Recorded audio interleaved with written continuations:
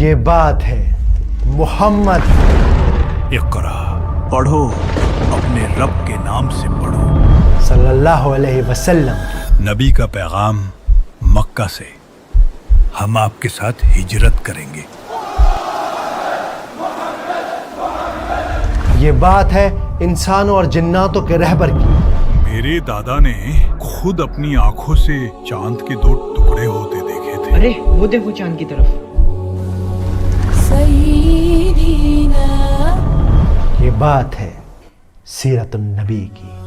محمد النبی الامی. آج منٹ سے پہلے سیکنڈ کے بعد ہم فوراً اسٹیٹس لگا دیتے ہیں آئی لو محمد. لیکن افسوس اپنے آپ سے سوال کرنا بھول جاتے ہیں کہ کون تھے محمد صلی اللہ علیہ وسلم. ابن اسحاق، نبی کی سیرت لکھنا آسان نہیں. یہ جو بیڑا تم نے اٹھایا ہے کافی ہمت کا لیکن بہت مشکل کام ہے. کتنی بیویاں تھیں ان کی، کیا نام تھے ان کے، وہ کون سی سن میں پیدا ہوئے. خدیجہ کے انتقال کے بعد میں نے نبی کو مسکراتے نہیں دیکھا. صحیح کہتے ہو، پورا سال ہونے کو آیا. اللہ سبحانہ و تعالیٰ نے آخری نبی کے لیے مکہ کو ہی کیوں چنا؟ اور کیا قرآن کو بغیر سیرت النبی جانے سمجھا جا سکتا ہے؟ بھائی تعظیم، مجھے قرآن کی یہ آیت سمجھ نہیں آ رہی. یہاں بات کس بارے میں ہو رہی ہے؟ یہ آیت جنگ بدر کے بارے میں ہے، جب اللہ نے غیبی مدد بھیجی تھی. اچھا، اور اس میں دوسرے نبیوں کا بھی ذکر ہے نا؟ ہاں بالکل. آدم، ادریس، ہود، صالح، لوط، ابراہیم، اسماعیل، اسحاق، یعقوب، یوسف، ایوب، شعیب، موسیٰ، ہارون، نوح، سب کا ذکر ہے اس میں. اگر آپ یہ سب نہیں جانتے تو اپنے آپ سے سوال کیجئے کہ شیطان کا ایسا کون سا وسوسہ ہے کہ زندگی کے اتنے سال گزارنے کے بعد بھی اس نے آپ کو اپنے نبی سے، جس کی محبت کا آپ دعویٰ کرتے ہیں، محروم رکھا ہوا ہے. کہ رسول اللہ صلی اللہ علیہ وسلم نے میرے گھر میں میری باری کے دن میرے لبے اور سینے کے درمیان وفات پائی. اسی لیے میں لے کر آیا ہوں بچوں کے لیے اور بڑوں کے لیے سیرت النبی کی ایک سیریز، جس میں ہم بہت آسان اور مزیدار طریقے سے آپ صلی اللہ علیہ وسلم کی زندگی کو جانیں گے.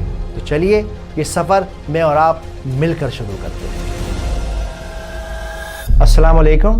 یہ ہماری سیرت النبی سیریز کے سفر کا پہلا قدم ہے. میں کوشش کروں گا کہ بہت آسان اور مزیدار طریقے سے ہم اور آپ سیرت النبی پڑھ سکیں، کیونکہ ہم سب لوگ زندگی کے آخری سانس پر اشہد ان لا الہ الا اللہ محمد رسول اللہ کہنا چاہتے ہیں، لیکن اس کے لیے بہت زیادہ ضرورت ہے اس بات کی کہ ہم اللہ اور اس کے رسول کو جانتے ہوں، پہچانتے ہوں.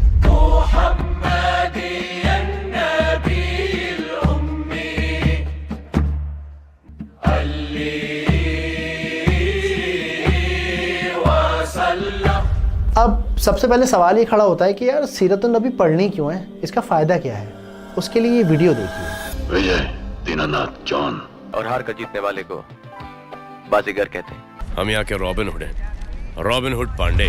یہ ویڈیوز دیکھ کے، ان ایکٹرز کو دیکھ کے آپ ضرور حیران ہو گئے ہوں گے. تو دیکھیے، انسان کا جو نیچر ہے نا وہ بڑا امیٹیٹنگ ہے. اچھا لگتا ہے اسے دوسروں کی نقل اتارنا. جن سے وہ انسپائر ہوتا ہے، جن کو وہ آئیڈیلائز کرتا ہے، ان کی جیسا بننے کی کوشش کرتا ہے. قرآن میں یہ بات آئی ہے کہ ہم جانتے ہیں کہ تمہارا نیچر امیٹیٹنگ ہے، تم دوسروں کی نقل کرو گے، ان کے جیسا بننے کی کوشش کرو گے، تو ہم نے تمہارے لیے دنیا کی سب سے بہتر ایگزامپل سیٹ کی ہے. ان کی پیروی کرو، ان کو فالو کرو. And there are over 50 verses in the Quran that command us to take the Prophet ﷺ as an example. کان لکم فی رسول اللہ اسوۃ حسنہ.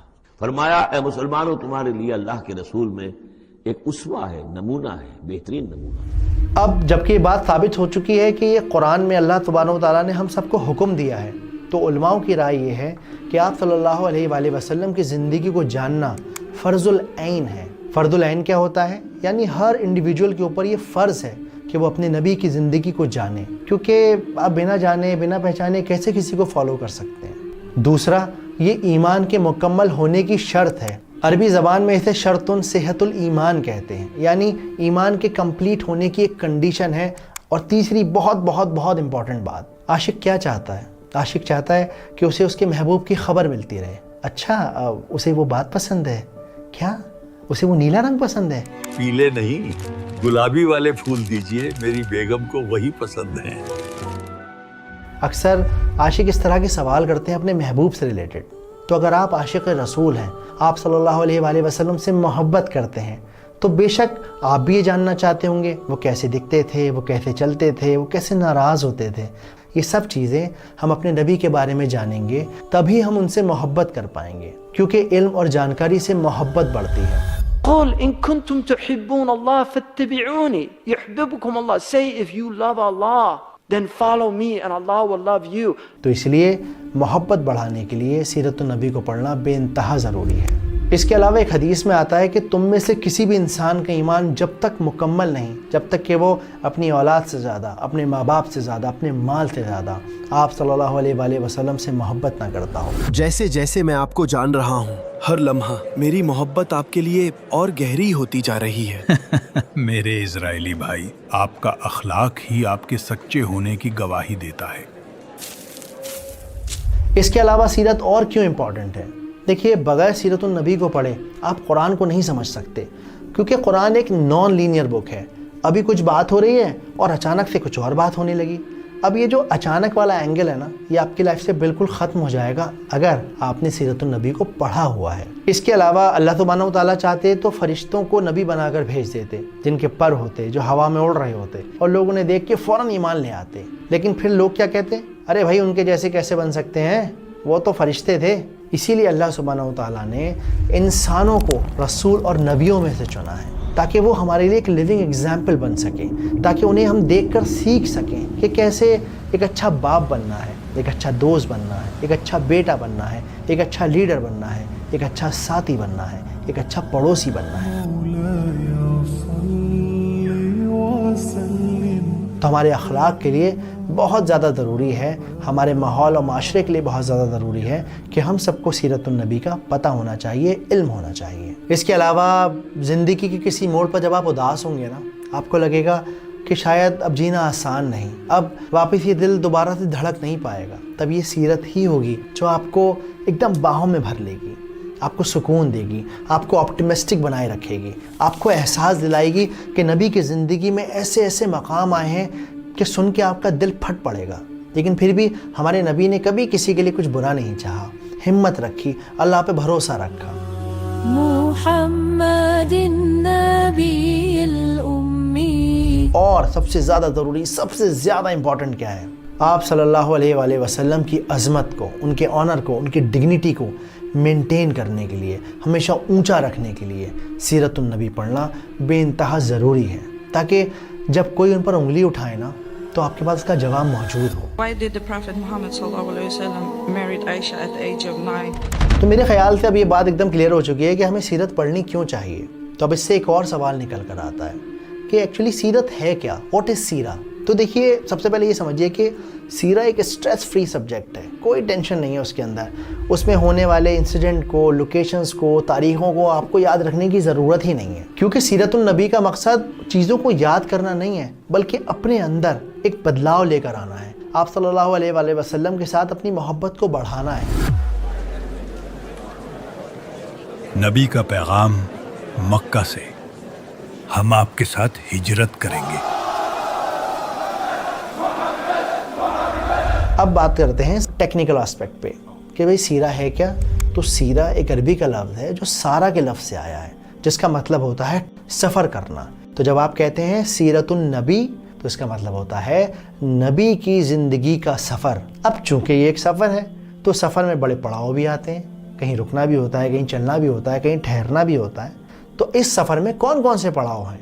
سب سے پہلا شمائل، یعنی کہ آپ کے اخلاق کیسے تھے، آپ دکھتے کیسے تھے، آپ چلتے کیسے تھے، آپ باتیں کیسے کرتے تھے، آپ کے غصہ ہونے کا انداز کیا تھا، آپ کے مسکرانے کا طریقہ کیا تھا. یہ سب باتیں، یہ سارے شمائل ہمیں سیرت النبی میں ملتے ہیں. اب اگلا پڑاؤ کیا ہے؟ مغازی، یعنی کہ بیٹلز. آپ صلی اللہ علیہ وسلم کی زندگی میں بہت ساری جنگیں ہوئیں، بہت ساری غزوہ ہوئیں، جن جنگوں میں، جن ایکسپیڈیشن میں وہ پرسنلی شامل تھے. تو ہم ان جنگوں کے بارے میں بھی پڑھیں گے جس سے اسلام کو پھیلانے میں آسانی ہوئی، فتح ملی.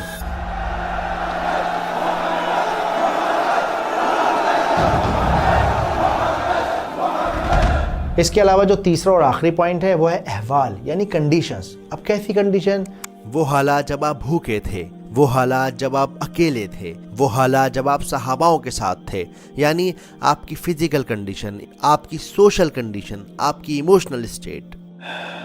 بھوک کی وجہ سے میں نے پیٹ پر پتھر باندھا ہوا ہے. اللہ کے نبی نے 2 پتھر باندھے ہوئے. اب جب یہ دونوں باتیں کلیئر ہو چکی ہیں کہ بھائی سیرہ کیا ہوتی ہے اور سیرہ کیوں پڑھنی چاہیے، تو اب یہ بھی جاننا بہت ضروری ہے کہ سیرہ پڑھنے کا ادب کیا ہے. تو ہمارا ادب یہ ہونا چاہیے کہ ہم یہ محسوس کریں یہ جو 15-20 منٹ میں نکال رہا ہوں یہ صرف اور صرف میرے اور میرے نبی کے لیے ہیں. ڈسٹریکشن سے اپنے آپ کو دور کر لیجئے. اب 7 آسمانوں کے اوپر سے آنے والی اس غیبی مدد کی وجہ سے آپ صلی اللہ علیہ وسلم کا دل مطمئن ہو گیا. اس کے علاوہ امام مالک رضی اللہ تعالیٰ عنہ کا جو طریقہ تھا وہ یہ تھا کہ وہ وضو کر کے خوشبو لگا کے اپنے ماحول کو ایک سکون بھرا بنا کر اس کے بعد آپ صلی اللہ علیہ وآلہ وسلم کی بات کرتے تھے، کیونکہ نبی پاک کو خوشبو بے انتہا پسند تھی. اور خوشبو ایک صدقہ جاریہ ہے، کیونکہ لگا تو اسے آپ رہے ہیں لیکن کچھ دیر کے بعد اس کا فائدہ دوسرے لوگ اٹھا رہے ہیں. آپ کو تو خوشبو آنا ہی بند ہو جاتی ہے اور انشاءاللہ تعالیٰ اس سے آپ کا ماحول ایلیویٹ ہوگا، پڑھنے میں بھی مزہ آئے گا اور ایک طریقہ اور ایک ادب ہم سیکھیں گے. صحابہ کہتے ہیں کہ ہمیں نبی کے گھر سے نکلنے کا علم خوشبو کے جھونکوں سے ہوتا تھا، پتہ چل جاتا تھا خوشبوؤں سے کہ نبی تشریف لا رہے ہیں. تو اب ہم آتے ہیں اپنے آخری سوال پر کہ بھائی ٹھیک ہے سیرہ کیا ہوتی ہے ہمیں پتہ چل گیا، سیرہ کیوں پڑھنی چاہیے ہمیں یہ بھی پتہ چل گیا، سیرہ پڑھنے کا طریقہ ادب کیا ہونا چاہیے ہمیں وہ بھی پتہ چل گیا. اب سیرہ کہاں سے پڑھنی ہے یہ تو بتائیے. آپ صلی اللہ علیہ وآلہ وسلم کے گزرنے کے 130-140 سال کے بعد ایک ہسٹورین ہوئے ابن اسحاق. انہوں نے سوچا کہ بھئی دین ایجپٹ میں، افریقہ میں، پرشیا میں، ساری دنیا میں پھیل رہا ہے، تو کیوں نہ میں آپ صلی اللہ علیہ وآلہ وسلم کی زندگی کو ایک جگہ اکٹھا کروں تاکہ لوگ ان کے بارے میں بہتر طریقے سے جان سکیں اور سب جگہ ایک بات مکمل طور پر پہنچ سکے. ابن اسحاق، نبی کی سیرت لکھنا آسان نہیں. یہ جو بیڑا تم نے اٹھایا ہے کافی ہمت کا لیکن بہت مشکل کام ہے. مشکل تو ہے لیکن آپ کی سچی سیرت کو لوگوں تک پہنچانا ضروری ہے. بے شک اللہ تمہارے کام میں آسانی کرے. اب کیونکہ ان کی خود 2 پشتیں آپ صلی اللہ علیہ وآلہ وسلم کے ساتھ رہ چکی تھیں، صحابہ تھے ان کے دادا پردادا، تو انہوں نے الگ الگ صحاباؤں کے پوتوں سے مل کر آپ صلی اللہ علیہ وآلہ وسلم کی زندگی کے بارے میں پوچھ کر ویریفائی کر ملٹیپل صحاباؤں سے سیم نریشن کو ویریفائی کر کے انہوں نے آپ صلی اللہ علیہ وآلہ وسلم کی پوری مکمل زندگی کا جو بایو ڈیٹا تھا وہ جمع کر لیا اور اسے کرونولوجیکل آرڈر میں لگا دیا. یعنی کہ پہلے یہ ہوا، پھر یہ ہوا، پھر یہ ہوا کہ رسول اللہ صلی اللہ علیہ وسلم نے میرے گھر میں میری باری کے دن میرے لبے اور سینے کے درمیان وفات پائی، اور آپ صلی اللہ علیہ وسلم کی موت کے وقت اللہ نے میرا لعاب اور آپ صلی اللہ علیہ وسلم کا لعاب اکٹھا کر دیا. لیکن جیسا میں نے کہا یہ ایک ہسٹورین تھے، یہ کوئی حدیث اسپیشلسٹ نہیں تھے. اسی لیے جب ہم سیرت النبی پڑھتے ہیں تو ہم وہاں سے کوئی لیگل رولنگ نہیں نکال سکتے. یہ نہیں کہہ سکتے ارے نبی نے ایسا کام کیا تھا اس لیے میں ایسا کر رہا ہوں. نہیں.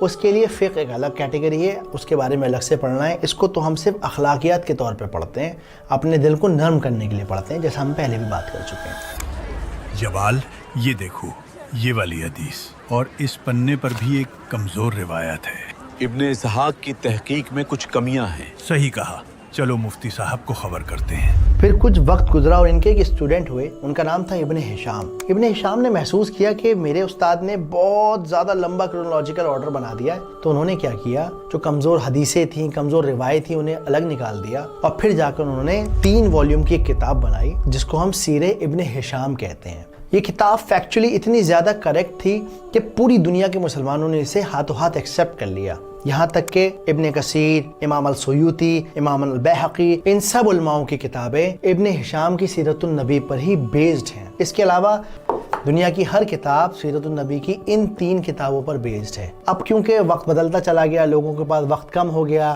یا لوگوں کے پاس اتنی انڈرسٹینڈنگ نہیں رہی، تو سیرت النبی کو مختصر کیا